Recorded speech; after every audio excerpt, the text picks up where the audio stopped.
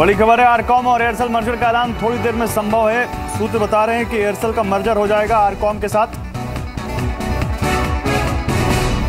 और ऐलान हो गया है। आरकॉम का एयरसेल के साथ मर्जर का ऐलान हो चुका है। आरकॉम और एयरसेल के मर्जर का ऐलान हो चुका है और आरकॉम और एयरसेल के मर्जर को मंजूरी मिल गई है। बोर्ड बैठक में इस बात को मंजूरी दे दी गई कि आरकॉम और एयरसेल का मर्जर हो जाएगा। तो बड़ी खबर है, आरकॉम और एयरसेल के बीच करीब 40,000 करोड़ के मर्जर को बोर्ड मीटिंग में मंजूरी दे दी गई है और दोनों प्रमोटर्स की हिस्सेदारी इसमें बराबर की होगी। फाइबर और ऑप्टिकल फाइबर और टावर का कारोबार बचेगा केवल आरकॉम के पास और तीसरी सबसे बड़ी कंपनी बनेगी टेलीकॉम कंपनी देश में, जिसके पास 20 करोड़ ग्राहक होंगे। तो आरकॉम और एयरसेल के मर्जर को मंजूरी दे दी गई है बोर्ड की तरफ से। आज एक बोर्ड बैठक थी और लगातार जी बिजनेस आपको ये बता रहा था कि सूत्र बता रहे हैं कि इस मर्जर को मंजूरी मिल जाएगी और जी बिजनेस की खबर पर मुहर लग चुकी है। आरकॉम और एयरसेल के मर्जर को मंजूरी मिल चुकी है। देश की तीसरी सबसे बड़ी कंपनी होगी। अभी और डिटेल्स आ रही हैं कि इस मर्जर के बाद क्या कंडीशंस होंगी और कैसे ये मर्जर आगे रोल आउट होगा, लेकिन मर्जर को मंजूरी मिल चुकी है। ये बड़ी खबर है। करीब 40,000 करोड़ का ये मर्जर बताया जा रहा है। इसके अलावा प्रमोटर्स की हिस्सेदारी सूत्र बता रहे थे कि बराबर की होगी, तो अभी और क्लियरिटी आएगी कि प्रमोटर्स की हिस्सेदारी कैसे होगी। अविनाश गोरखसागर मार्केट एक्सपर्ट मेरे साथ है। अविनाश, मर्जर को मंजूरी दे दी गई है दोनों बोर्ड की तरफ से, आरकॉम और एयरसेल के मर्जर को। आपका फर्स्ट रिएक्शन? नहीं भाई, डेफिनेटली पॉजिटिव रहेगा आरकॉम के लिए, क्योंकि हमने देखा था कि अभी स्पेक्ट्रम का जो नीलामी होने वाली है, इसके पहले ये मर्जर होना बहुत अच्छी बात है, क्योंकि नॉट ओनली सब्सक्राइबर्स बट जो स्पेक्ट्रम एयरसेल का है वो भी आरकॉम को मिलेगा और मेरे ख्याल से जो इंटीग्रेशन होगा उससे डेफिनेटली ओवरऑल इनकी जो सब्सक्राइबर बेस है प्लस इनका जो रेवेन्यू और जो प्रॉफिट है वो मेरे ख्याल से कंसोलिडेटेड बेसिस पे और भी अच्छा आना चाहिए। तो मेरे ख्याल से डेफिनेटली ये आरकॉम के स्टॉक के लिए पॉजिटिव रहना चाहिए। अविनाश, लेकिन कितनी बड़ी कंपनी हो सकती है ये, क्या लगता है आपको? और एयरसेल के लिहाज से ये डील कैसी लगती है आपको? मुझे लग रहा है इसमें बेनिफिशियरी तो आरकॉम ही रहेगा। एयरसेल के शेयर होल्डर्स को भी डेफिनेटली लॉन्गर टर्म में फायदा मिलेगा, क्योंकि ऑब्वियसली वो आरकॉम के शेयर होल्डर्स बनेंगे इनका मर्जर के बाद। बट ओवरऑल मुझे लग रहा है कि जिस प्रकार का कॉम्पिटिटिव सिनेरियो अभी टेलीकॉम स्पेस में हम सभी देख रहे हैं कि रिलायंस जियो के एंट्री के बाद, मेरे ख्याल से आरकॉम का एयरसेल का आरकॉम का मर्जर होने का कारण यही है कि इनको साइज मिलेगी, इनको स्पेक्ट्रम मिलेगा, कस्टमर मिलेंगे। तो उस हिसाब से मुझे लग रहा है कि ये लॉन्गर टर्म में आरकॉम को थोड़ा सा और कॉम्पिटिटिव और थोड़ा सा स्टेबल बनाएगा। इनफैक्ट ये मार्केट के लिए एक अच्छी बात है, क्योंकि हमने देखा है कि अभी सारे प्लेयर्स प्राइसिंग को लेकर थोड़े परेशान है। तो डेफिनेटली एयरसेल का मर्जर सही वक्त पे आ गया। और आपको क्या लगता है कि इस मर्जर से दूसरी टेलीकॉम कंपनियों पर क्या इंपैक्ट होगा? तीसरी सबसे बड़ी कंपनी बन सकती है कहा जा रहा है, जिसके पास 20 करोड़ ग्राहक होंगे। नहीं, बिल्कुल। इनफैक्ट मुझे लग रहा है कि ऑलरेडी मार्केट में इतना कंपटीशन है और आज नए कस्टमर्स को बैक करना एक बहुत बड़ी दिक्कत की बात हुई है। तो उस हिसाब से ये मर्जर बहुत ही फायदेमंद रहेगा आरकॉम के लिए। दूसरी कंपनीज की अगर हम बात करें तो मुझे लग रहा है कि अगर हम छोटी कंपनीज की बात करें, जैसे आइडिया, टाटा, डोकोमो, इनको मेरे ख्याल से सबसे ज्यादा दिक्कत होगी, क्योंकि इनका मेरे ख्याल से डेट और इनका जो आरपू है वो काफी बुरी तरह से गिरने की एक्सपेक्टेशन है। मुझे नहीं लग रहा है कि भारती या वोडाफोन पे इस मर्जर का कोई बड़ा सिग्निफिकेंट इम्पैक्ट होगा। ठीक है, आप मेरे साथ रहिए अविनाश। मेरे सहयोगी असीम मनचंदा मेरे साथ जुड़ चुके हैं। असीम, बताइए और क्या डिटेल्स है आपके पास? आरकॉम एयरसेल के मर्जर को मंजूरी मिल चुकी है। देखिए गौरव, अभी बोर्ड मीटिंग जारी है और हमें उम्मीद है कि इस बोर्ड मीटिंग के अंदर जो मर्जर को मंजूरी जो है वो मिल जाएगी। दोनों कंपनी काफी लंबे समय से जो है प्लान अप कर रही थी कि दोनों को एंटिटीज को जो है मर्ज करना है। अगर रेवेन्यू की शेयर की बात करूं तो 12% के आसपास इन दोनों का रेवेन्यू शेयर जो है वो होगा। और इसके अलावा बाकी अगर मैं डिटेल्स की बात करूँ तो टावर अपनी एक जो सब्सिडरी आईवॉफ करके एक अलग सब्सिडरी जो है वो बनाई जाएगी। उसके बाद दोनों कंपनियां जो है मर्ज की जाएंगी। तो इस तरह को डील को स्ट्रक्चर किया गया है जिससे कि डेट जो है दोनों कंपनियों का जो है कम हो जाएगा। करीबन 14,000 करोड़ रुपए के आसपास का इनका डेट जो है वो रह जाएगा। और उसके अलावा बाकी जो टावर की सबसे अलग सब्सिडरी है उसके लिए भी रिलायंस कम्युनिकेशन जो है ब्रुकफील्ड से बातचीत कर रहा है। थोड़ी देर में जिस तरह से बोर्ड मीटिंग का डिटेल निकल करके आते हैं, हम उनको आप तक पहुंचाने की कोशिश करेंगे क्या क्या बोर्ड मीटिंग के अंदर होगा।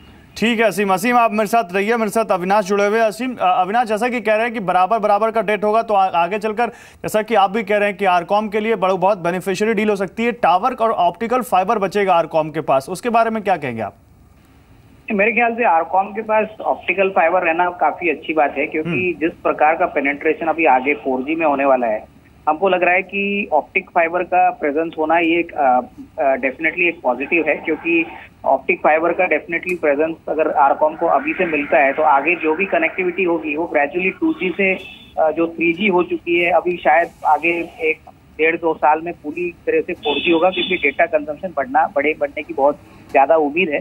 तो डेफिनेटली ये एक पॉजिटिव है, और इसका पॉजिटिव शायद इमीडिएटली नहीं, बट नेक्स्ट 12 से 18 महीने में आपको डेफिनेटली इसका फायदा ये ऑप्टिक फाइबर कैपेसिटी का डेफिनेटली कंपनी पे जरूर पड़ेगा। और क्या लगता है आपको किस तरह की सिनर्जी मिलेगी आरकॉम को इस डील के बाद?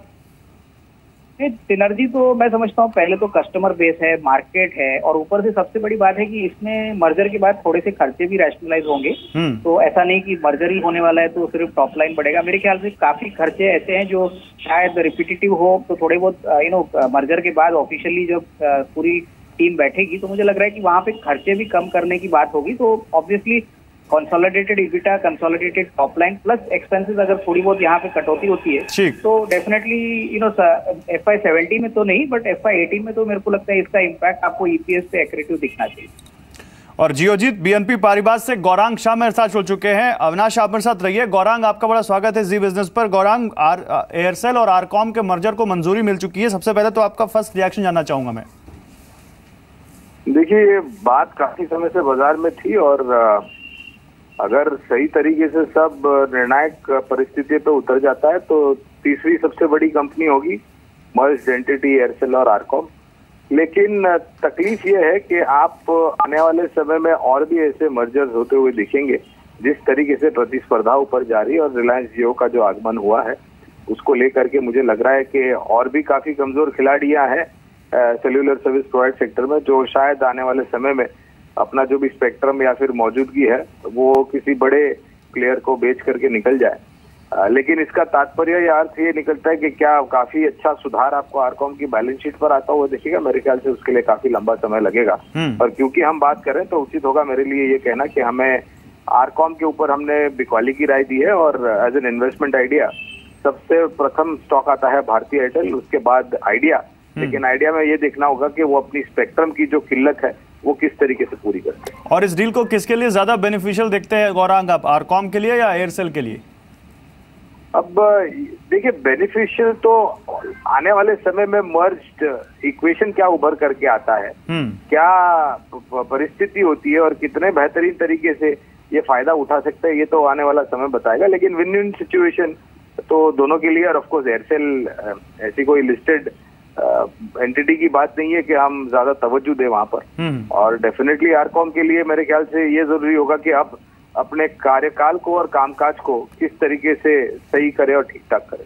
ठीक है, आप गौरांग इस बारे में कुछ बता सकते हैं कि किस तरह की एंटिटी हो सकती है? आप कह रहे हैं कि वक्त लगेगा अभी देख जानने में, लेकिन किस तरह की एंटिटी हो सकती है? और सवाल ये भी है कि अभी कैसे आरकॉम के पास टावर और ऑप्टिकल फाइबर बिजनेस बचा हुआ है, तो ये भी उनके लिए एक पॉजिटिव पॉइंट हो सकता है, या उनको आपको लगता है कि टावर बिजनेस भी नियर फ्यूचर बेच सकते हैं आरकॉम?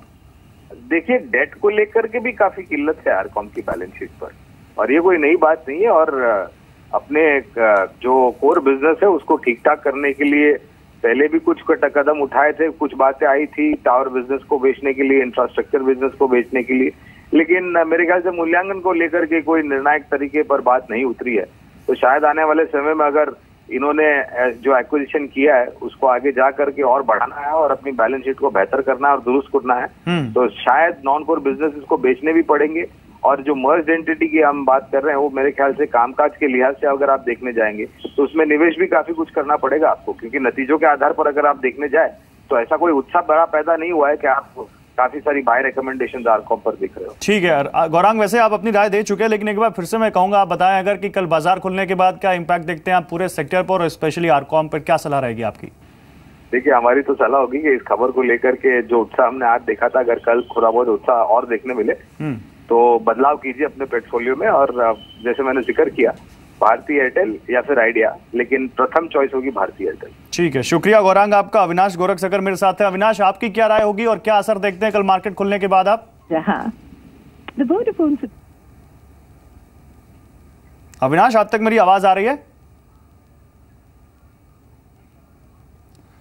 लगता है अविनाश से संपर्क नहीं हो पा रहा है, संपर्क कट गया। हम उनसे संपर्क करने की कोशिश करेंगे, लेकिन फिलहाल आपको बता दें कि मर्जर के बाद कंपनी का नाम बदला जाएगा। ये बड़ी खबर आ रही है इस वक्त।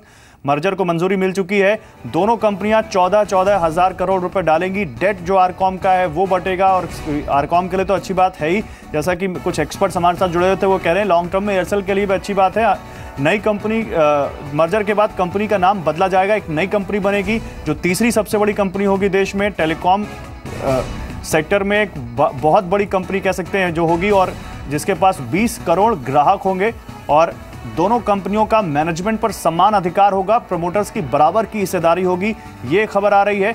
मर्जर में अभी 6 महीने लग सकते हैं ये डील पूरी होने में। मर्जर का ऐलान हुआ है, बोर्ड की तरफ से मंजूरी मिली है, लेकिन रोल आउट होने में टाइम लगेगा। अभी मर्जर के बाद एक नई टेलीकॉम कंपनी सामने आएगी, और उस वक्त में जब जियो इतना एग्रेसिवली इस टेलीकॉम वॉर में कूद रहा है, इस नई कंपनी के बाद ये टेलीकॉम वॉर और ज़्यादा बढ़ती दिख सकती है। नई कंपनी की सितंबर 2017 में लिस्टिंग की जा सकती है, ये भी सोर्सेज बता रहे हैं। तो 2017 के एंड में ये लिस्टिंग भी हो सकती है, और कंपनी का नाम भी बदल सकता है।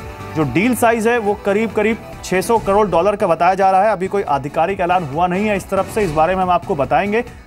और मर्जर का ऐलान हो चुका है, ये हम आपको बता रहे हैं।